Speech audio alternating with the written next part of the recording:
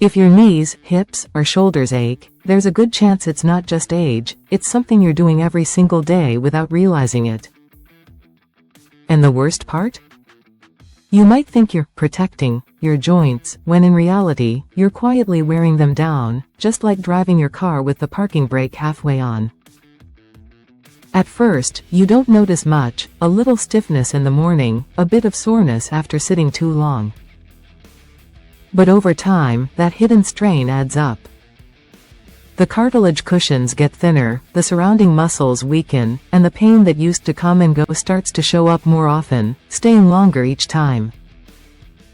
The good news is, once you spot this habit and replace it with the right movement, your joints can start feeling better in days, not months.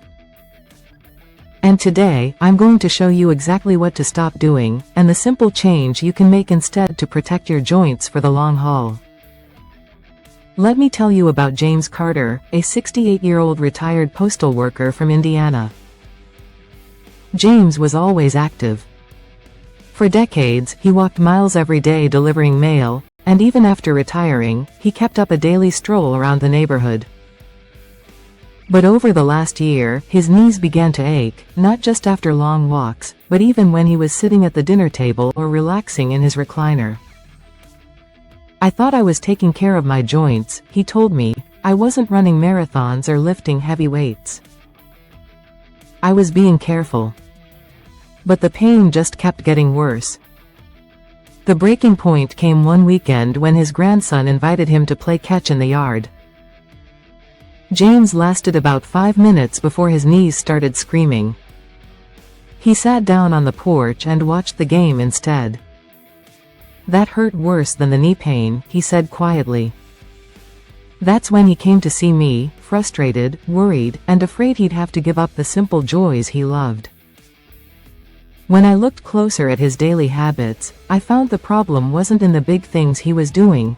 It was in the small, repeated actions that were quietly grinding away at his joints. Here's what I discovered with James, and what I see in countless men over 60 who come into my office with the same complaint. The habit causing the damage wasn't running, heavy lifting, or sports. It was staying in one position for too long, especially sitting with knees bent at a sharp angle for hours. When you hold a joint in the same position without moving it, the fluid inside, called synovial fluid, stops circulating properly.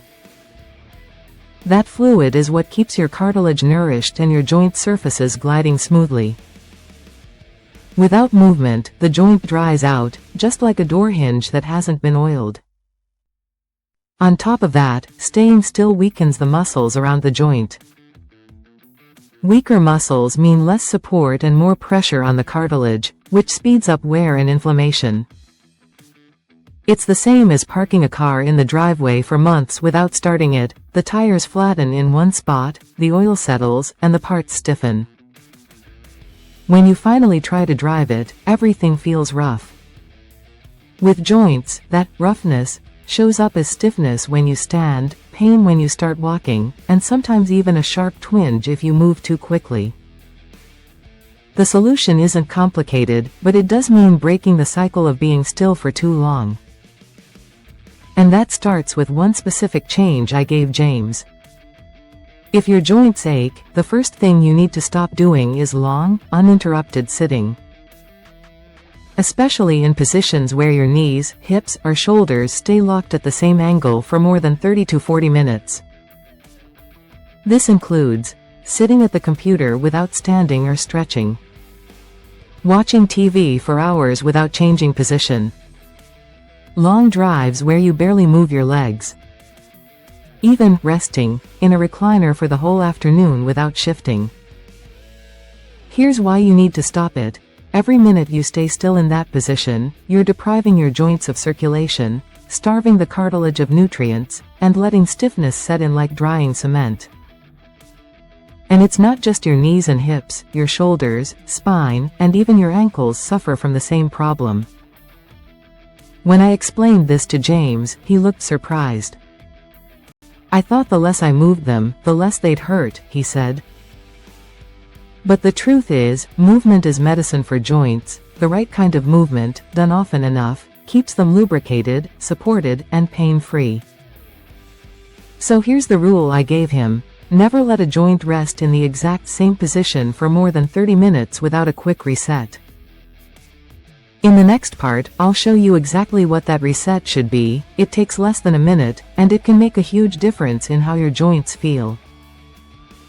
Here's the reset I taught James, a simple, under 1-minute routine you can do anywhere, whether you're at your desk, on the couch, or even sitting in your car.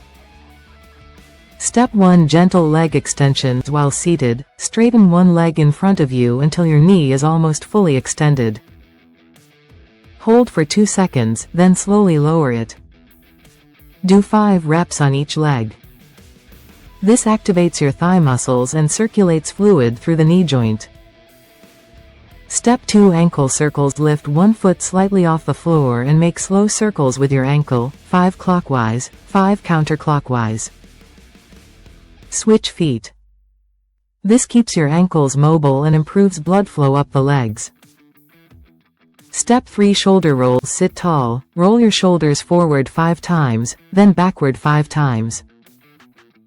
This opens the chest, eases tension in the upper back, and keeps shoulder joints from stiffening. The whole sequence takes less than 60 seconds, but it wakes up your joints and keeps stiffness from settling in. For James, this became his commercial break habit. Every time the TV went to ads, he'd do this routine before the program came back on. Within 2 weeks, he noticed he could stand up from his chair without the sharp knee ache that used to greet him every evening. Think of it as oiling the hinges regularly, so the door swings open smoothly whenever you need it to.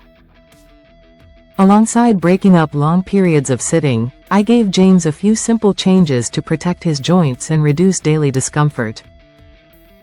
Support strategy number 1: upgrade your footwear. The wrong shoes can send shock straight to your knees and hips with every step. Switching to shoes with good arch support and cushioned soles can reduce joint stress immediately. James swapped his old, worn sneakers for a supportive walking shoe, and he noticed less knee soreness after his daily neighborhood walks. Support strategy number 2: hydrate. For joint lubrication, your joints are filled with synovial fluid, which relies on proper hydration. If you're dehydrated, that fluid becomes less effective, and your cartilage doesn't glide as smoothly. Aim for steady water intake throughout the day instead of gulping large amounts at once. Support strategy number 3: anti-inflammatory foods. Adding foods rich in omega-3s, like salmon, walnuts, and chia seeds, and antioxidants, like berries and leafy greens, can help reduce inflammation inside the joints. James started adding a small handful of walnuts to his breakfast and a serving of spinach or kale to dinner, small steps that helped his knees feel less swollen by the end of the day. These changes aren't complicated, but when combined with movement breaks, they give your joints the constant care they need to stay mobile, so pain no longer dictates what you can and can't do. Here's what you can expect when you stop long, uninterrupted sitting, add the 1-minute joint reset, and follow the support strategies consistently. By day 7, you'll notice less stiffness when standing up after sitting. Those first few steps that used to feel slow or awkward will feel smoother. James told me that by the end of his first week, he no longer needed to stand still for a moment before walking. By day 14, pain during daily activities starts to fade. Climbing stairs or bending to pick something up feels easier. The joints feel more oiled, and swelling or tightness after sitting is much less noticeable. By day 30, you'll have better joint mobility and more confidence in your movements. Tasks like getting out of a car, rising from a recliner, or reaching overhead won't come with that mental hesitation about pain. James told me, "It's like my knees forgot how to complain." This isn't about turning you into an athlete, it's about making your joints work for you instead of against you, so you can move through your day with less pain and more freedom. If your joints ache, you are not broken, you're just stuck in a cycle that's been quietly wearing them down. And the moment you break that cycle, your body starts responding. You don't need complicated workouts or expensive treatments. You need small, consistent actions that tell your joints, we're still in use, stay strong, stay flexible. For James, the turning point wasn't a miracle pill or a new brace. It was realizing that staying still was the real problem, and that every 30 minutes, he could take 1 minute to wake up his joints. Now he plays catch with his grandson again. He gets up from his chair without wincing. And most importantly, he's no longer living in fear of when the next painful flare-up will stop him from doing what he loves. So here's my challenge to you: stop letting long periods of stillness steal your mobility. Replace that habit with movement, because the more you move the right way, the less you'll be held back by pain. Your joints were built to move. Give them the chance, and they'll carry you wherever you want to go.